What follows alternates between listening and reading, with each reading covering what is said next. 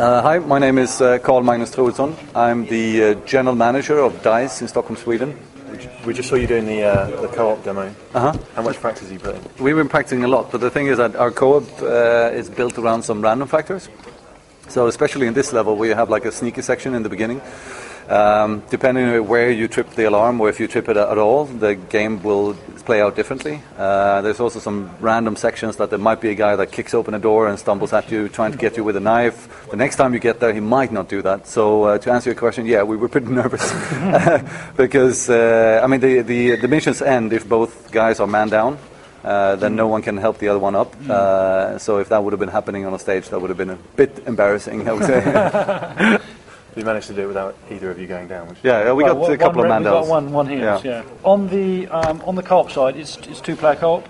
Yes, two-player co-op. So find a buddy and play through, and that covers all the game modes. Does it pretty much? Or? It's built on separate maps. So we discussed this quite a bit. If it's going to be like a single-player co-op, or you play through the story and everything. But we decided to build like more specific missions that are just co-op missions.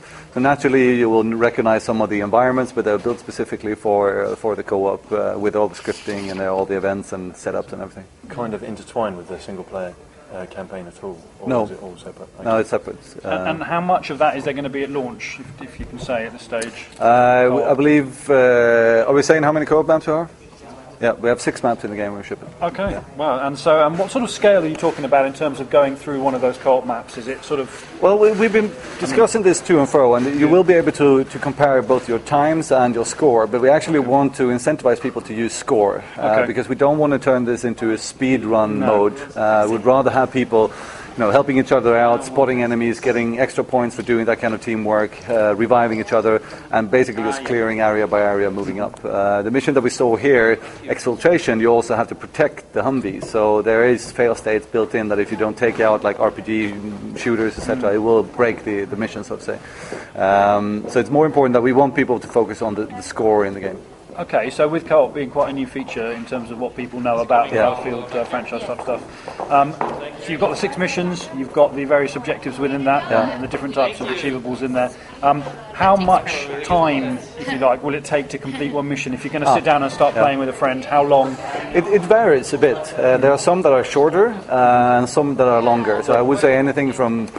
I'm not sure actually, but 20 to 45 minutes or something, maybe 15 to 20, 45, depending on how quick you are. And naturally there will be different difficulty levels and achievements awards tied to this, of course. Okay. Is that local co-op that we were seeing then? Is that going to be... you will be playing against your friend, like connecting with the other friends. You don't have to go via a dedicated server or anything like that. Yeah, so it's peer-to-player based. Yeah. And can that be done locally and or remotely? No, it has to be done. You have to be online to do it. Okay, cool. And so that's fully integrated with Battlelog and that sort of stuff. Yeah. When you think back to like 2005, when those last steps before you were about to show Battlefield 2, and then you think back to this incredible presentation you just had where the room was electric the second you guys walked on stage. Are you amazed at how far the Battlefield franchise and DICE have come since then? I would have to say yes. I joined the company in 2001 in September. When I first came in, I used to work on Rally, just in the end of Rally Sport Challenge 1, and then I was the producer on Rally Sport Challenge 2. So I was sitting on the sidelines actually seeing when the company did Battlefield 2 and shipped us. I wasn't working on the project myself. But one of the reasons I joined the company was because I knew about 1942 and I really loved their games. So when I got the shot at actually working with Bad Company 1 and then taking over the franchise as we moved along, that was super cool. But to answer your question, walking out on stage here and knowing what the team in Stockholm have created for us when it comes to assets, movies, the everything, it's amazing. We have come so far with this franchise, going from a quirky little multiplayer PC-only franchise that we had to, at the time, force people to play, and said, no, it's going to be good. And people were like, what? It's PC only. It's only multiplayer.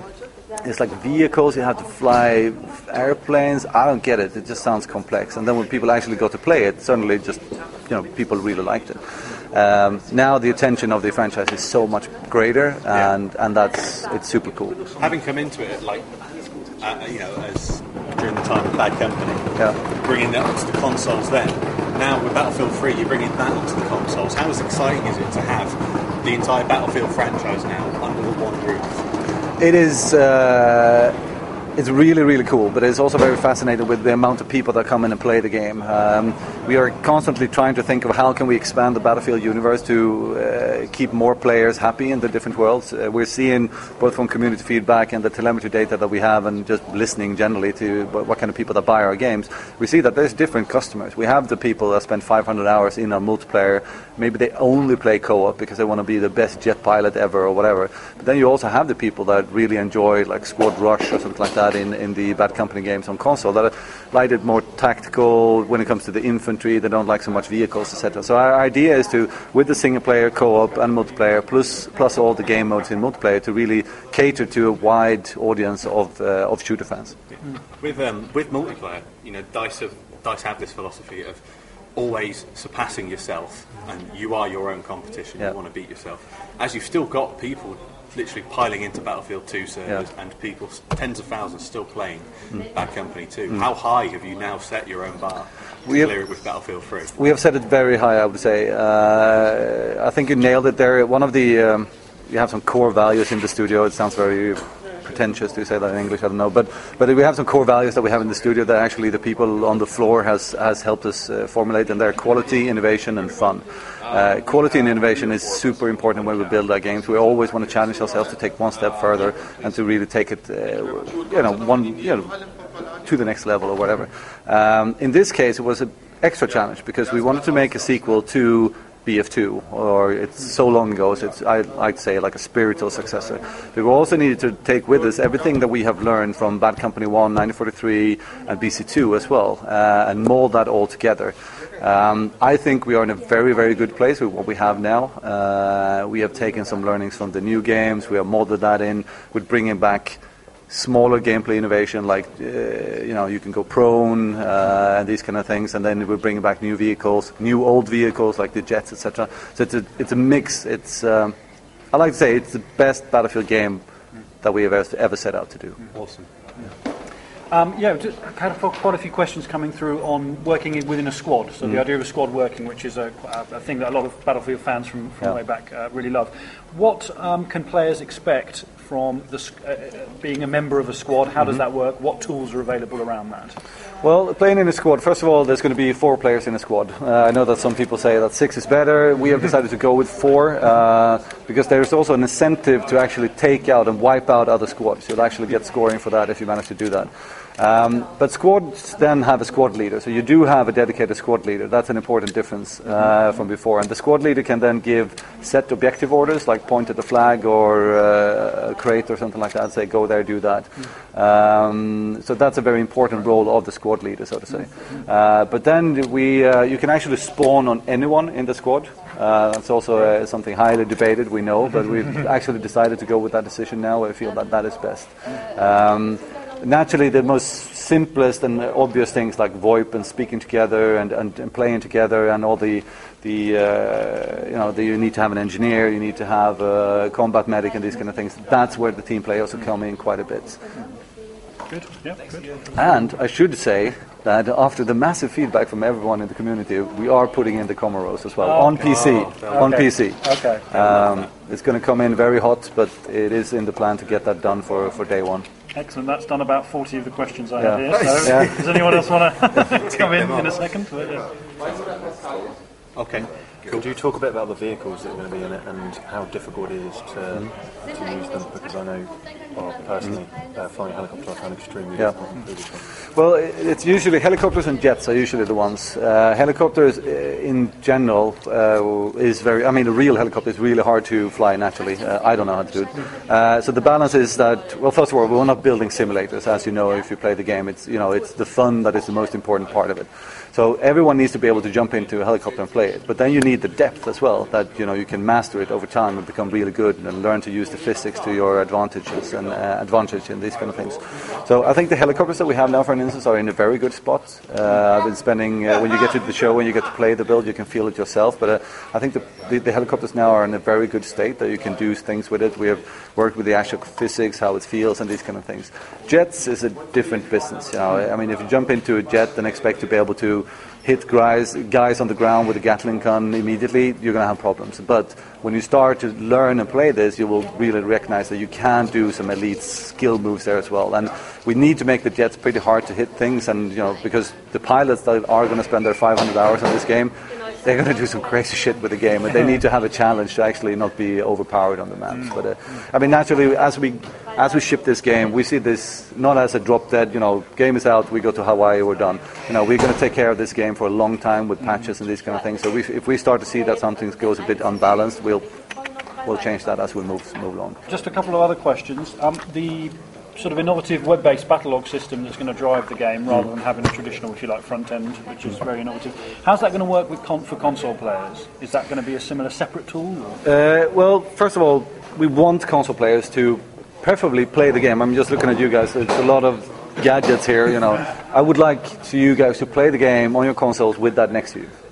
So you can keep your real-time stats like coming up on your webpage. However, there will of course be a version of battle log inside the console version. The feature that we call the battle feed, which is the status that I mentioned in here in the press conference, where you ranked up with your friends and you can see that, and you unlock the weapon and these kind of things. That will be in there, of course, with the friends management system, all of this. But if you really want to dig deep into the features that are in battle log, you need to go to the web. Okay. So what particularly does the Frostbite 2 engine bring to Battlefield 3 that wasn't really an option in the previous Battlefield games for you guys? I mean, it is the second iteration of an engine that we built first and foremost for Bad Company 1, and the big challenge there was we want to bring the console, the franchise to next-gen consoles. What at that time was the next-gen consoles, 360 and PlayStation 3, and we wanted to make a big bang by doing that, really utilize all the force of the platforms. Frostbite 2 is much more about making everything bigger, scale. Well, it was big as well before, but we wanted to keep the scale. We wanted to innovate when it comes to animations, because to be honest, when we shipped Bad Company 2 and 1943 in these games, and we have to, a couple of 6 months after, we looked at it, that doesn't look very good. The animation was key for us as well. That's why we brought in the Ant engine, which has been developed by EA Tech and the sports guys within EA. Then you have audio that has always been a key focus for us. We strongly believe that the experience, the 100% experience that you get when you play a game, something 50 to 40% is actually the actual audio that you take in. It's that important, and the audio team we have at DICE are beyond amazing what they do with the game. Of course, destruction is really important as well. So in this case, there's been different scale of destruction. We wanted to have like set piece destruction that are much bigger, that we can tear down old houses. That is more set piece in single player. But then we also like more micro destruction. We wanted facade destruction and these kind of things. And in the back of all of this, what also was very important was for the dev team to simplify pipelines and tools and these kind of things, so we could iterate faster, and by doing that get to higher quality. On that last note of Frostbite, it's obviously spread its wings this year. It's doing a great job looking at Need for Speed the Run today. Are there any final hidden plans to announce a new game mode for BF3? Are we going to see dune buggy racing and some Humvee drifting? Is that in the pipeline? I actually managed to power slide a Jeep on the map that we're going to play now later on, but no, there won't be any no crossover there. But I mean, there is crossover between the teams. I mean, the physics engine that drives the vehicles, the Need for Speed team took that as a something. They're much better at this than what we are, and then they have created their own. But there are overlaps in between the teams, and in the middle there we have the separate team, which is the Frostbite 2 team, that then helps and supports both the Battlefield team and the Need for Speed team. So. Okay. Well, Karl, it was an outstanding presentation. Thank you. We are really looking forward to seeing a lot of this week. Awesome. So thank you very much for your time. Battlefield 3 launches on October the 27th. Here it starts in 27th, and then different countries, some maybe a day or two or after, right? Yeah. But it should be available everywhere in Europe by the 28th. Everywhere. Yeah. But Germany is 27th, I think. Yeah. Well, thank you very much for your time. Thanks, guys. Good luck with the rest of the show. Thank you. Thank you very much.